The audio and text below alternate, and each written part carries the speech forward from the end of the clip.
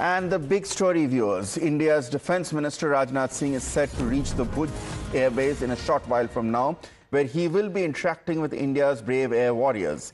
Yesterday, remember, from the Srinagar airbase, the Raksha Mantri had warned the world to watch Pakistan's nuclear mischief. The Bhuj airbase in Gujarat today stands as a symbol of India's defence preparedness, because the Raksha Mantri's presence here today will signal that India is not just watching, India is ready to unleash taণ্ডava on its enemy if it does not learn its lesson. Now, here's how Rajnath Singh had cornered Pakistan over its nuclear blackmail. आज श्रीनगर की धरती से मैं पूरी दुनिया के सामने यह सवाल उठाना चाहता हूं कि क्या ऐसे गैर जिम्मेदार और रोग नेशन के हाथों में परमाणु हथियार सुरक्षित हैं? मैं दुनिया के सामने यह सवाल खड़ा करना चाहता हूं। मैं मानता हूं कि पाकिस्तान के एटमी हथियारों को IAEA international atomic energy agency की निगरानी में लिया जाना चाहिए। मैं ये कहना चाहूंगा और साफ तौर पर कहना चाहूंगा। Let me now go across to my colleague Pradeep Datta, who's joining us with more perspectives. Pradeep, we all heard, and we just heard the Raksha Mantri's statement, which had come in from Srinagar yesterday. Today, he's heading to the Bhuj airbase, which he's expected to reach shortly. Tell our viewers, what is the significance of visiting Bhuj after he had already visited Srinagar yesterday?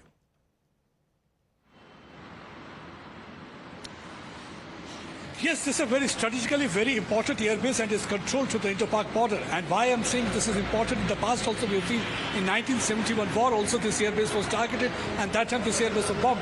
And this time also during Operation Sindoor, Pakistan made several efforts to target, but this time they failed to penetrate the strong aerial defense system that was deployed there.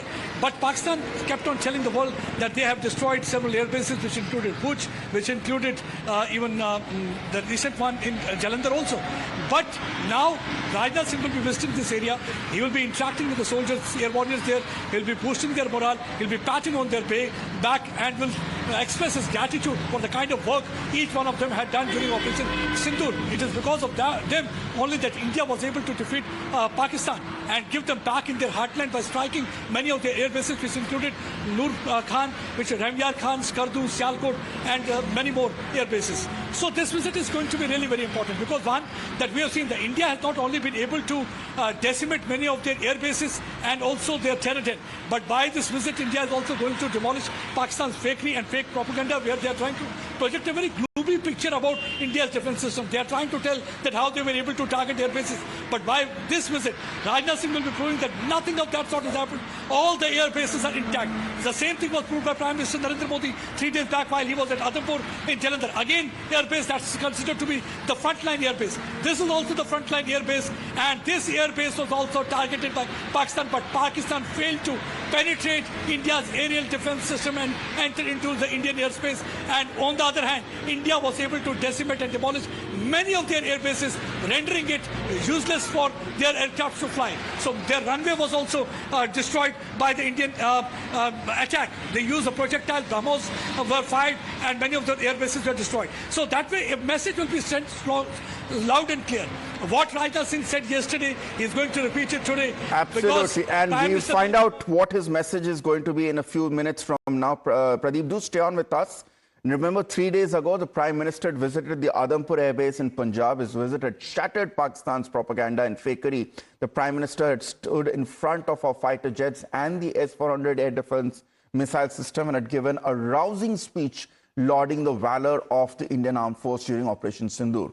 In a single visit, the lies spread by the Pakistani military PR machinery was bludgeoned. The very next day, Pakistan's Prime Minister Shahbaz Sharif tried to copy the Prime Minister by walking into a field with a tank and cameras. Social media even had many names for his pathetic stunt. They called it TikTok war, prank in a tank, and copy-paste posturing.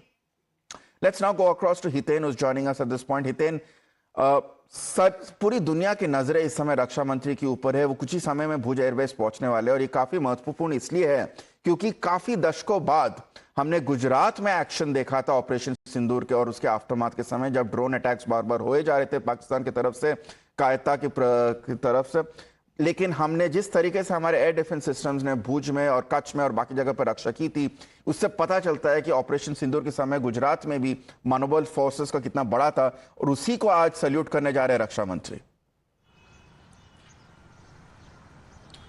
बिल्कुल देखिए 1971 के बाद गुजरात में काफी बरसों बाद इस 2025 में ऑपरेशन सिंदूर के वक्त पाकिस्तान ने जो है नापाक हरकत करने की कोशिश की थी। हालांकि एक प्रोपेगेंडा तक फैलाने की कोशिश की थी कि कच्छ का जो 2 एयरबेस है नलिया और भुज उसको टारगेट किया गया। इस तरीके का एक प्रोपेगेंडा फेक फैलाने की भी कोशिश की गई थी। लेकिन बात करूं तो ऑपरेशन सिंदूर में भुज एयरबेस का एक महत्वपूर्ण रोल था।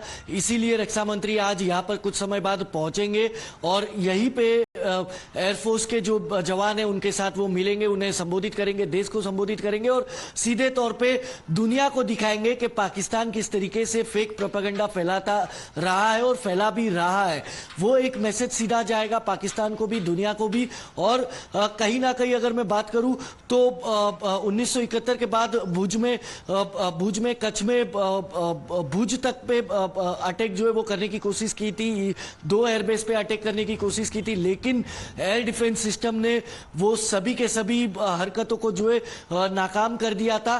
तो मनोबल यहां पर भी जो है जवानों का, चाहे आर्मी हो, बीएसएफ हो, एयरफोर्स हो, इन सभी जवानों का मनोबल जो है वो हाई था। इसीलिए यहां पर रक्षा मंत्री खुद पहुंचेंगे, उनका मनोबल और बढ़ाने की कोशिश की जाएगी, उनसे संवाद करेंगे और सीधे तौर पर यही से पाकिस्तान को फिर एक बार संदेश भी देंगे कि 1971 में और 2025 में बहुत फर्क है। अगर अब भी पाकिस्तान नहीं सुधरा तो यही से और भी बड़ा कुछ जो है वो किया जा सकता है। इस तरीके का सीधा संदेश जो है आज पाकिस्तान को रक्षा मंत्री राजनाथ सिंह इस कच्छ की धरती से, भुज एयरबेस से जो है देने की कोशिश करेंगे।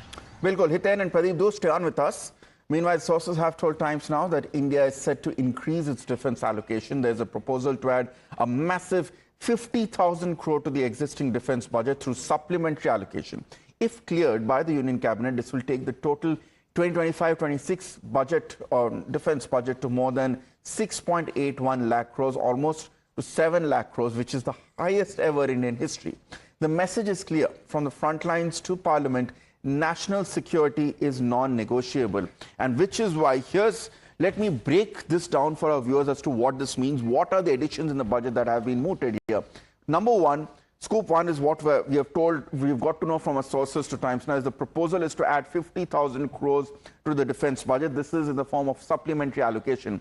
This additional allocation is likely for our armed forces. That is what we have been told, because the union budget has already demarcated a certain amount of defense budget. This is additional allocation for our armed forces. Let's go to the next scoop. Scoop 3 is that this will primarily be will be focused on procurement and research, because R&D is something that is critical for our forces, and we have seen the importance of new weapons and ammunition in defense tech. Remember, between Balakot and Operation Sindoor, in the 5 years, we had the Rafale jets, we had the S-400 systems there, and we had BrahMos being operational. These were the 3 biggest difference makers here.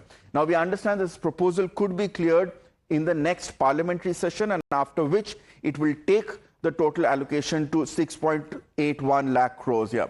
Pradeep, coming to you at this point, this is big news, because if there's one thing Operation Sindoor taught us, it's taught us that the money that has been spent in procuring weapons from other countries, such as the S-400 defense system or the Rafale jets, are money that have been very well spent, and also that our own indigenous abilities, whether it be in the form of the Akash Tir anti-drone missile system, are in the right direction. So there's urgent need, given the threats that are surrounding India from all 3 sides, Pakistan, China and Bangladesh, the urgent need is to invest more money in securing our defense forces.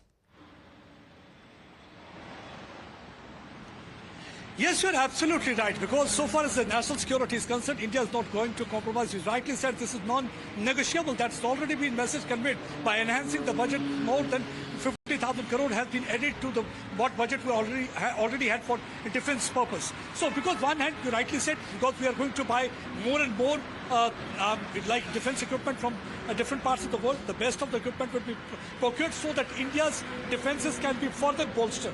And like S-400, already India has sent the request to the Russia for buying more squadron of S-400 so that it can be deployed at different places, because already we have seen that how S-400 had delivered during Operation Sindoor.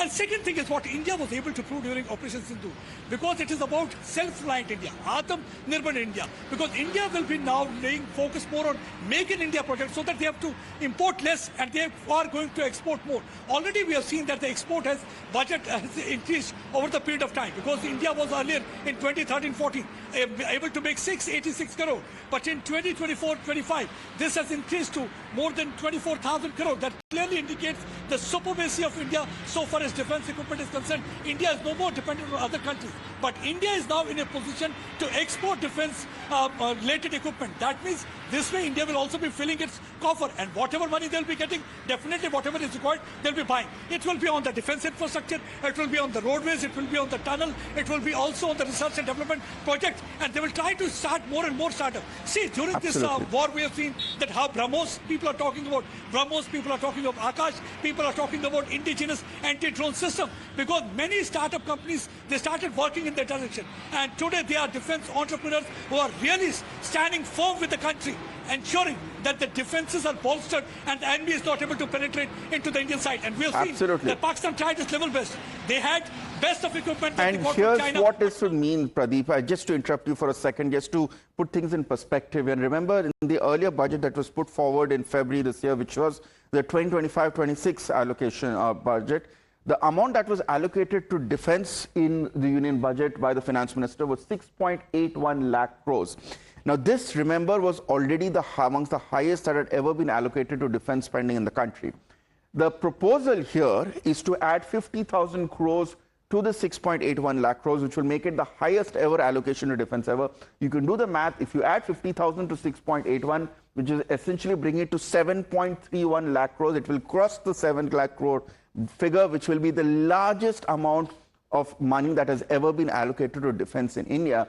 And after going through how our defense equipment helped protect our country and our civil and our personnel during Operation Sindoor, let me put that question across to Lieutenant General Asit Mistry, who's joining me on the phone line.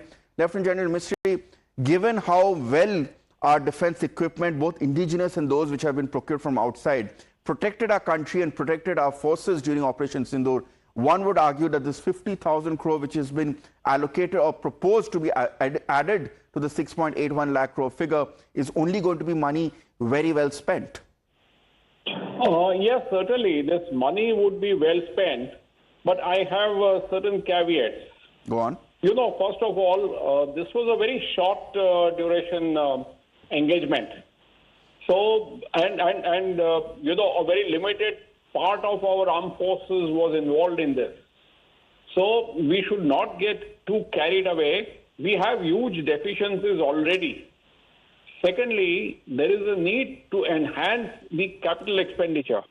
You know, out of the current allotment of 6.81 lakhs, about 26% is allocated for the capital expenditure. But if you see the pattern in the past, a lot of capital expenditure is not actually spent and a lot of money is surrendered primarily because of our procedural issues.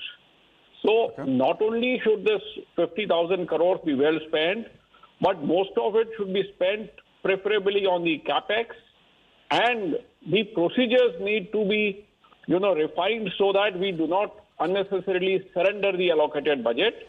And we also need to allocate adequate funds for defense research and development. So you're saying, Lieutenant General Asit Mistry, that number one, this is 50,000 crores probably needs further revisions to add more money. And number two, more importantly, the money needs to be utilized and not just allocated well. It needs to be utilized smartly and sensibly to plug the existing supply chain gaps that exist at present. Thank you so much, Lieutenant General Mistry, for giving us your quick perspective.